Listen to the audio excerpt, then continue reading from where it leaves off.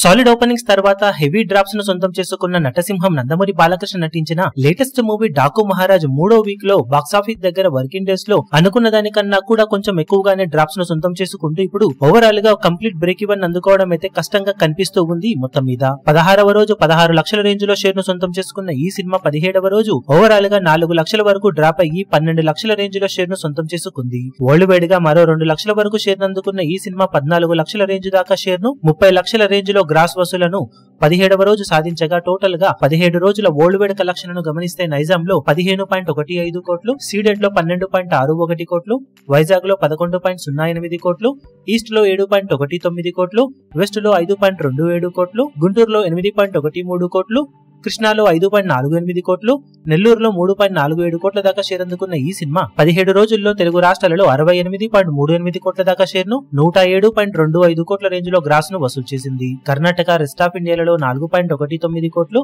Overseas లో 8.19 కోట్ల దాకా షేర్ అందుకున్న ఈ సినిమా వరల్డ్ వైడ్ గా 80.76 కోట్ల దాకా షేర్ ను 133.95 కోట్ల రేంజ్ లో గ్రాస్ ను వసూలు చేసింది. 82 కోట్ల బ్రేక్ ఈవెన్ టార్గెట్ తో బరిలోకి దిగిన ఈ సినిమా 98% వరకు రికవరీని సాధించగా మరో 1.24 కోట్ల షేర్ దూరంలో క్లీన్ హిట్ గా నిలిచే అవకాశం ఉంది. కానీ వర్కింగ్ డేస్ లో అనుకున్న దానికన్నా ఎక్కువ డ్రాప్స్ ను సొంతం చేసుకున్న సినిమా ఇక టార్గెట్ అందుకునే అవకాశం అయితే లేదు. దాంతో సెమీ హిట్ టు హిట్ కి మధ్యలో సినిమా పరుగు ముగించే అవకాశాలు కనిపిస్తూ ఉన్నాయి ప్రెజెంట్ ట్రెండ్ ను బట్టి చూస్తూ ఉంటే.